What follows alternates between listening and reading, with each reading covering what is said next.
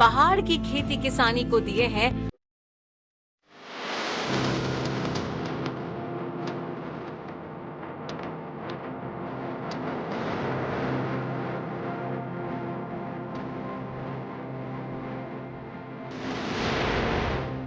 निश्चित रूप से केंद्र की टीम भी पहले ही आ गई है। वो टीम यहाँ का पूरा सर्वे कर रही है, आकलन करके हमको जैसे जोशीमठ में अन्य आपदाओं में भारत सरकार की तरफ से सहयोग मिला है, इसमें भी निश्चित रूप से हमको सहयोग मिला।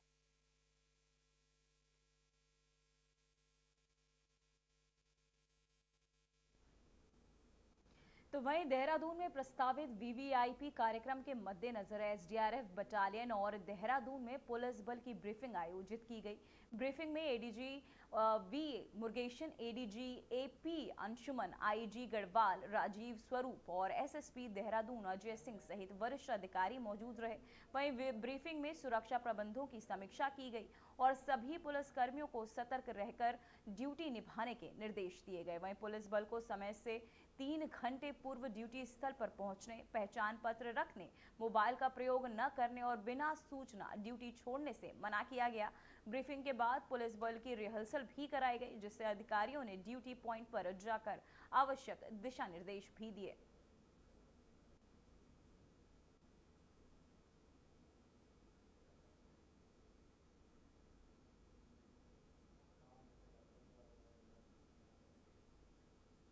तो वह मुख्यमंत्री पुष्कर सिंह धामी से राज्य में आपदा से हुए नुकसान का जायजा लेने आई भारत सरकार की इंटर मिनिस्ट्रियल टीम ने सचिवालय में भेंट की। इस दौरान मुख्यमंत्री ने कहा कि उत्तराखंड आपदा की दृष्टि के अंतर्गत संवेदनशील राज्य है। वहीं मानसून अवधि में राज्य को अतिवृष्टि के कारण भूस्खलन, बाढ़ और जल भराव की गंभीर समस्याओं से जुड़ना पड़ता। वहीं भूस्खलन से होने वाले नुकसान को कम करने के लिए राष्ट्रीय स्तर के स्थानों को मिलकर पुनर्निर्माण प्रणाली और अधिक विकसित करने के निर्देश भी जो है दिए गए हैं। साथ ही उन्होंने कहा कि इस वर्ष अत्यधिक वर्षा के कारण राज्य के विभिन्न क्षेत्रों में काफी नुकसान हुआ है। जनहानि के साथ ही परिस्थितियों को लेकर अत्यधिक क्षति पहुंची है।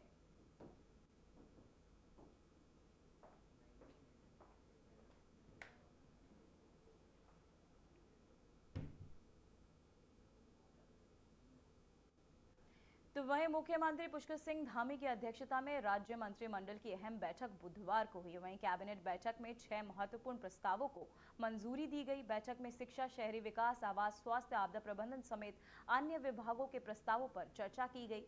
बैठक के बाद प्रेस वार्ता को डीजी सूचना वंशीधर तिवारी ने संबोधित किया।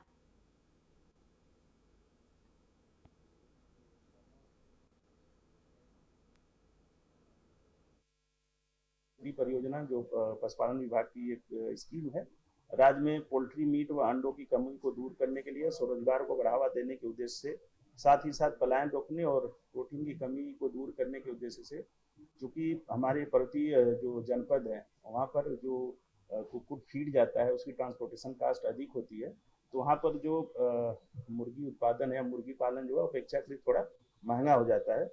उसको सब्सिडाइज करने की जो योजना है उसको माननीय मंत्रिमंडल ने स्वीकृति दी है और 3,000 तक की अगर कोई मुर्गी का पालन करता है तो जो चारा उसके लिए जो फीड खरीदेगा उस पर 10 रुपए की सब्सिडी प्रति किलो मिलेगी।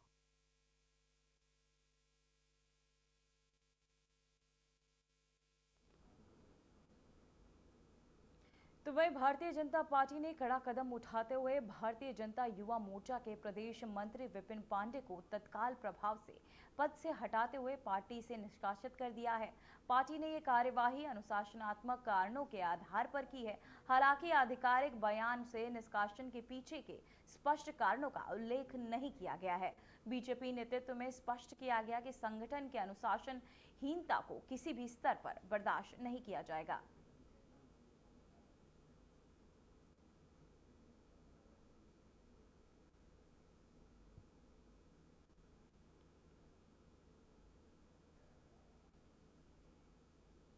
तो वहीं उत्तराखंड कांग्रेस ने प्रधानमंत्री से राज्य के लिए 20,000 करोड़ के विशेष राहत पैकेज की मांग की है। प्रदेश कांग्रेस अध्यक्ष करण माहरा का कहना है कि राज्य की मौजूदा आपदा को राष्ट्रीय आपदा घोषित किया जाए और प्रभावित हर परिवार को कम से कम 10-10 लाख की तत्काल सहायता मिले।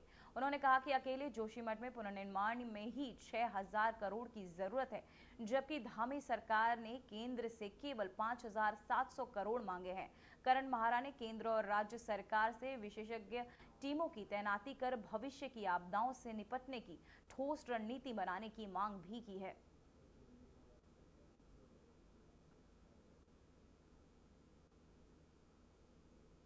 देखिए, मैंने पीएम मोदी से मांग की है कि उत्तराखंड को अलग से राहत पैकेज दी जाए, और मैंने पत्र जिस दिन लिखा था उसमें और आज मेरे आंकड़ों में परिवर्तन आया है। मैंने 10,000 करोड़ की मांग की थी, सरकार ने 5700 करोड़ मांगा है। पर मेरा ये मानना है कि अकेले जोशीमठ को, जो पिछले वर्ष की घटना घटे पिछले 2 सालों में, जोशीमठ को ही ठीक करने में 6,000 करोड़ रुपये की आवश्यकता है।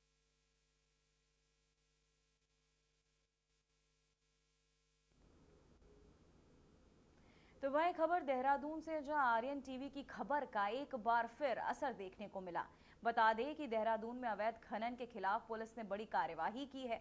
पुलिस टीम ने अभियान चलाकर खनन में लिप्त 6 ट्रैक्टर ट्रॉलियों को मौके पर ही पकड़ लिया। कार्यवाही के दौरान ट्रैक्टर ट्रॉलियों को सीज कर खनिज नियमों के उल्लंघन के केस में दर्ज किया गया है। पुलिस का कहना है कि अवैध खनन करने वालों पर सख्ती से कार्यवाही जारी रहेगी। गौरतलब है कि देहरादून और आसपास के इलाकों में खनन पर रोक के बावजूद धड़ल्ले से खनन की गतिविधियां सामने आ रही हैं, जिन्हें रोकने के लिए लगातार पुलिस और प्रशासनिक स्तर पर चेकिंग अभियान चलाए जा रहे हैं।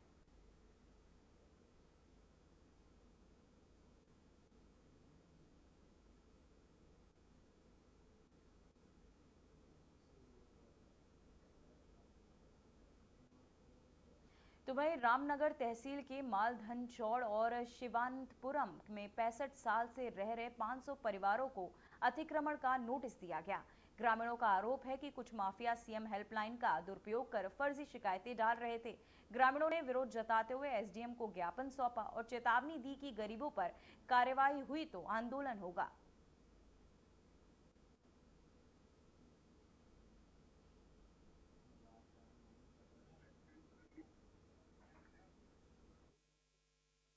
हमारी मांग ये है, हम मालदन चौड़ मोहन नगर से आए हैं और हम वहाँ पे करीब 55 साल से बाशिंदा हैं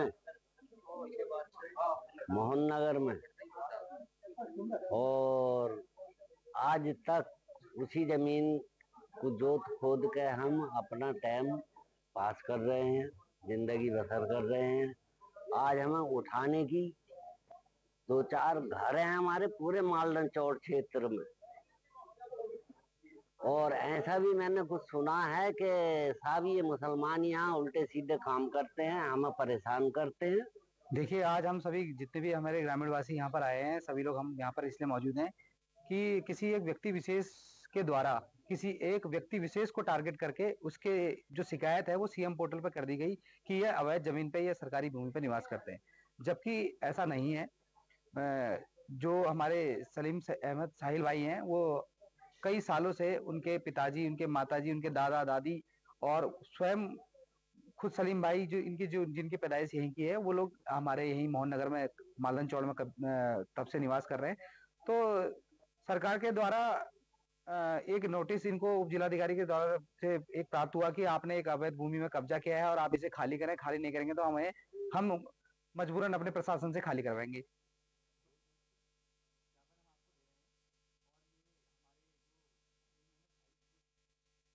तो वहीं खबर देहरादून से है, जहां सार्वजनिक स्थानों पर शराब सेवन करने वालों के खिलाफ दून पुलिस का अभियान लगातार जारी है। जहां एसएसपी देहरादून के निर्देश पर प्रेमनगर और रायपुर क्षेत्र में विशेष चेकिंग अभियान चलाया गया, जिसे सड़क किनारे और गाड़ियों में शराब पीते हुए 47 लोगों को पकड़ा गया है। वहीं पुलिस ने सभी को थाने लाकर पूछताछ की और पुलिस अधिनियम के तहत चालानी कार्यवाही करते हुए आपको बता दें 11,750 का जुर्माना भी वसूला। साथ ही 3 वाहनों को सीज भी किया गया। अभियान के दौरान प्रेमनगर बाजार सहित रायपुर बाजार और रिंग रोड क्षेत्र में कार्यवाही की गई है। पुलिस ने सभी व्यक्तियों को भविष्य में दोबारा ऐसा न करने की सख्त चेतावनी दी है।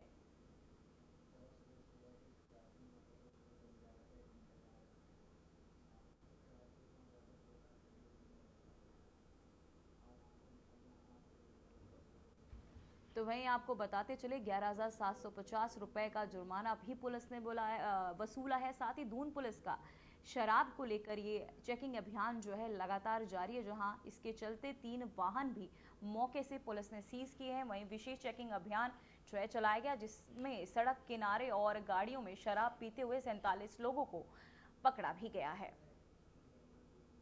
फिलहाल एक लेते हैं एक छोटा सा ब्रेक।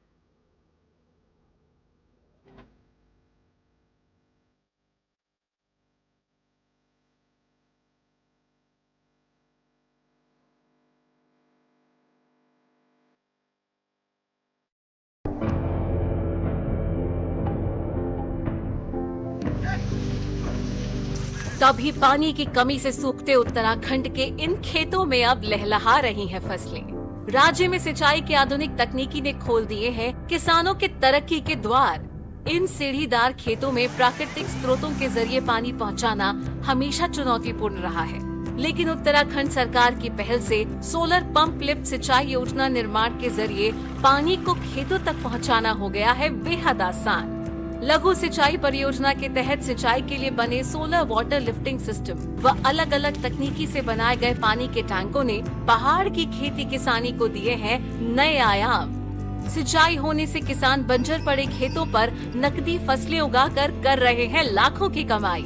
सौर ऊर्जा से चलने वाले पंपिंग सिस्टम से किसानों की बिजली पर निर्भरता भी हो गई है खत्म। सरकार का किसानों की आय दोगुना करने का संकल्प हो रहा है पूरा। हमारे गांव में सोलर लिफ्टिंग पंपिंग योजना शुरू की गई, जहां पर हमारे समस्त गांववासी पुरानी खेती झंगोरा मंडवा और गेहूं मक्की उस पे निर्भर थे। आज इस सोलर पंप लगने से पूरे गांव में सिंचाई पर्याप्त रूप से हुई और हमने यहां पर नकदी फसलों का कार्य शुरू किया, जहां पर हमने शिमला मिर्च, बीन्स और टमाटर लगाने शुरू करे। जिन खेतों पे कुछ नहीं होता था, आज वहाँ पर नकदी फसलें बहुत अच्छी हो रही है और बहुत अच्छा दाम कमाया। पूरे गांव वालों को बहुत बड़ा फायदा मिला। अब तक सोलर पंप सिस्टम के तहत राज्य भर में 497 जियो और आरसीसी टैंकों का किया गया है निर्माण। स्थानीय संसाधनों के सतत प्रबंधन से उत्पादकता और ग्रामीण समुदाय की आय में वृद्धि करने के लिए प्रतिबद्ध है उत्तराखंड सरकार। सौर ऊर्जा से समृद्ध किसान, समृद्ध प्रदेश।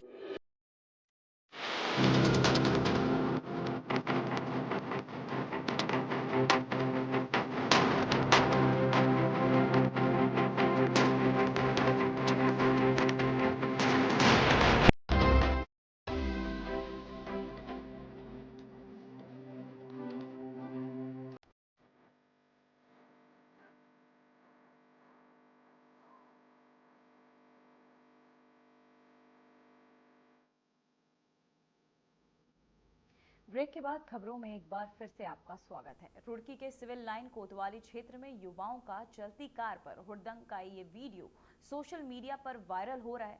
वीडियो में एक युवक कार के भीतर बैठकर गाड़ी चला रहा है, जबकि दूसरा युवक कार की सनरूफ से बाहर निकलकर पटाखे छोड़ता दिखाई दे रहा है।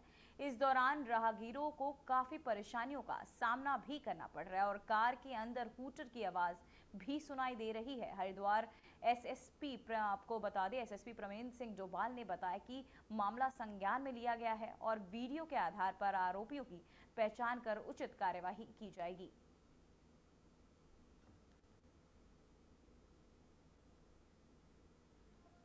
उससे भी इस टाइप की वीडियो हम लोग लगातार लोगों की जागरूकता के लिए, लोगों को इस संबंध में सेंसिटाइज करने के लिए करते रहे हैं। इस प्रकार क्योंकि सनरूफ का मोटिव कुछ और कंपनियों द्वारा दिया जाता है, लेकिन कई लोग सनरूफ से बाहर निकल के इस तरीके के हुड़दंग भी करते हैं और कई एक्सीडेंट्स भी ऐसे होते हैं।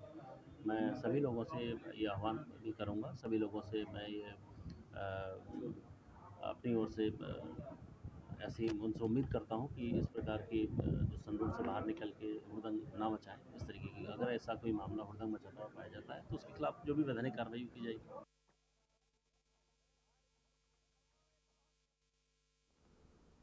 धराली आपदा के 1 माह से अधिक समय बीतने के बाद अब गंगोत्री धाम में यात्रियों का धीरे धीरे आगमन बढ़ने लगा है।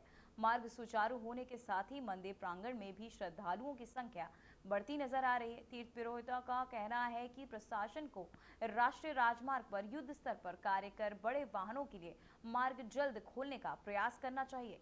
इससे गंगोत्री धाम में आने वाले यात्रियों की संख्या में और वृद्धि होने की संभावना है।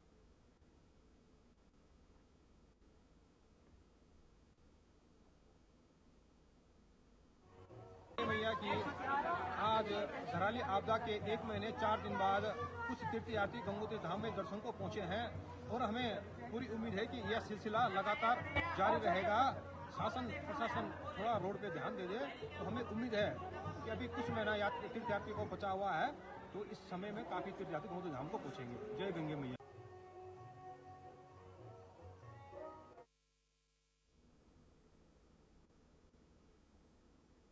तो वहीं चंबा ऋषिकेश हाईवे पर नागड़ी के समीप यात्रियों से भरी बस सड़क पर पलट गई। हादसे में 2 व्यक्तियों की मौके पर ही मौत हो गई। जिला नियंत्रण कक्ष टिहरी गढ़वाल ने एसडीआरएफ टीम को सूचना मिली कि चंबा के पास मुख्य मार्ग पर एक बस पलट गई है। सूचना मिलते ही एसडीआरएफ टीम पोस्ट कोटी कॉलोनी से अपर उपनिरीक्षक दीपक मेहता ने नेतृत्व में आवश्यक रेस्क्यू ऑपरेशन भी चलाया गया। वहीं तत्काल घटनास्थल के लिए रवाना भी हुए। वहीं प्रारंभिक जानकारी के अनुसार घटनास्थल पर चंबा से ऋषिकेश की ओर जा रही थी बस। वहीं बस में लगभग 23 यात्री सवार थे। इनमें से 17 लोग गंभीर रूप से घायल हैं, वहीं 4 लोग सामान्य रूप से घायल हुए। वहीं 2 लोगों की मौके पर ही मौत हो गई। वहीं एसडीआरएफ टीम ने तत्परता दिखाते हुए सभी घायलों को एम्बुलेंस के माध्यम से सामुदायिक स्वास्थ्य केंद्र खड़िया हॉस्पिटल पहुंचाया। वहीं आपको बता दें कि गंभीर रूप से घायल 17 व्यक्तियों में से 6 को देहरादून अस्पताल रेफर किया गया है, जबकि मृतकों को निजी वाहन से जिला अस्पताल बोराड़ी लाया गया।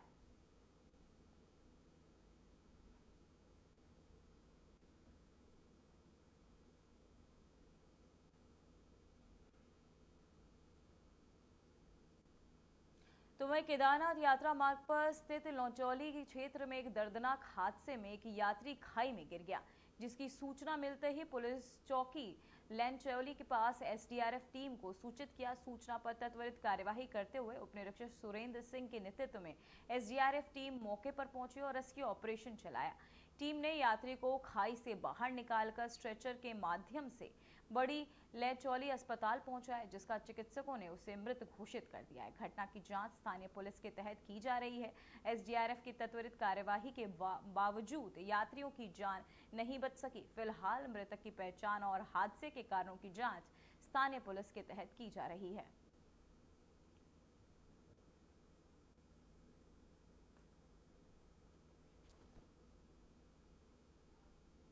तो वहीं नेपाल के कंचनपुर जिले में जारी हिंसा और आगजनी के चलते भारत नेपाल सीमा पर सतर्कता बढ़ा दी गई है। उत्तराखंड के चंपावत और पिथौरागढ़ जिलों में लगी सीमा पर एसएसबी सुरक्षा बल ने सभी नाके बंद कर दिए हैं। टनकपुर और धारचूला में महाकाली नदी पर बने गेट को भी सुरक्षा के मद्देनजर सील कर दिया गया है।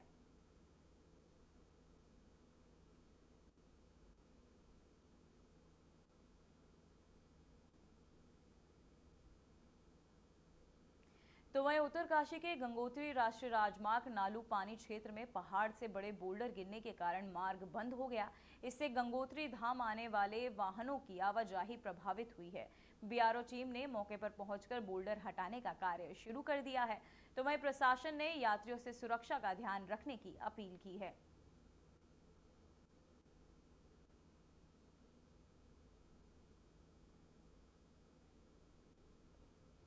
तो वहीं आपको बताते चले राष्ट्रीय राजमार्ग बाधित हुआ, जहां बोल्डर गिरने से ये मार्ग बाधित हो चुका है। जहां आपको बताते चले बोल्डर गिरने से यातायात ठप, साथ ही यात्रियों को कई मुश्किल का सामना भी करना पड़ रहा है। वहीं उत्तरकाशी के गंगोत्री राष्ट्रीय राजमार्ग नालूपानी क्षेत्र में पहाड़ से बड़े बोल्डर गिरने के कारण मार्ग बंद हो गया। इससे गंगोत्री धाम आने जाने वाले वाहनों की आवाजाही प्रभावित हुई है।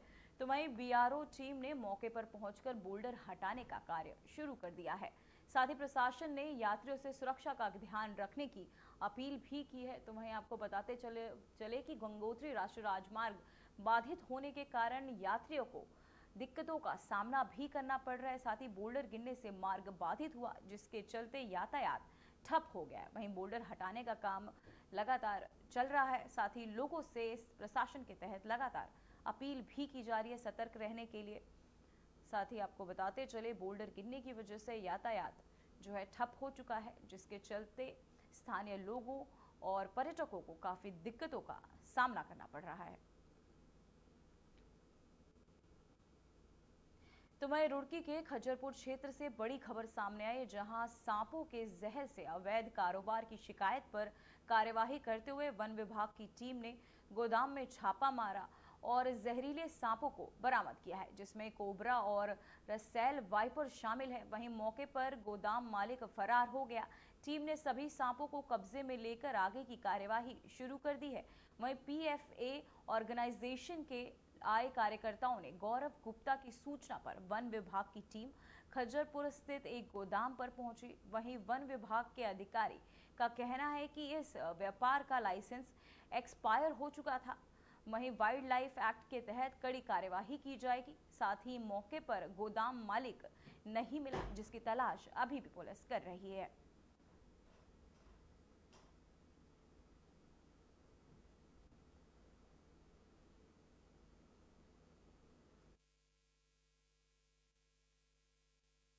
अभी जो है मौके पे जो हमको इन्फॉर्मेशन मिली थी कि यहाँ पे एक फैसिलिटी चल रही है कि जिसमें सांप रखे हुए हैं, तो उसके एवज में हम लोग मौके पे आए हैं और हमको सांप बरामद भी हुए हैं। 2 प्रजाति के, कोबरा है और रसल वाइपर है। तो उसके केस में हमने अभी सांपों को अपनी अभिरक्षा में ले लिया। बाकी कार्रवाई हम कर रहे हैं। कि हमें मुखबिर खास से सूचना मिली थी कि ये नितिन कुमार नाम का एक व्यक्ति है जो बड़े पैमाने पर सांप के जहर की और सांपों की तस्करी करता है।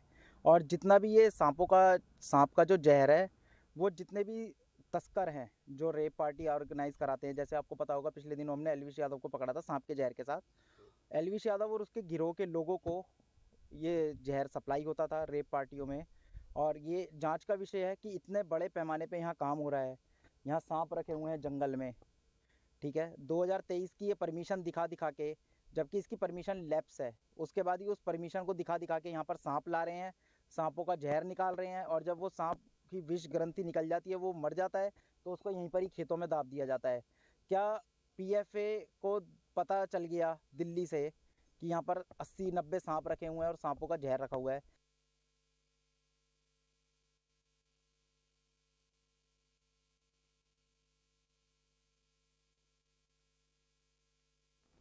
तो वहीं आपको बताते चले, कुतुब प्रजाति के पक्षियों की सुरक्षा और संभावित रोगों की रोकथाम के उद्देश्य से चंपावत जनपद की पूर्णागिरी तहसील में मुर्गियों और अंडों के प्रवेश पर लगाई रोक को 1 सप्ताह के लिए और बढ़ा दिया गया है।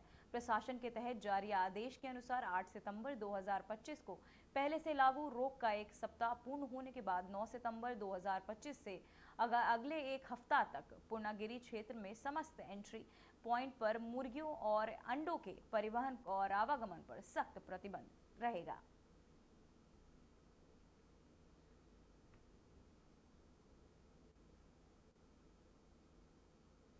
फिलहाल खबरों में बस इतना ही। मुझे दीजिए इजाजत। नमस्कार।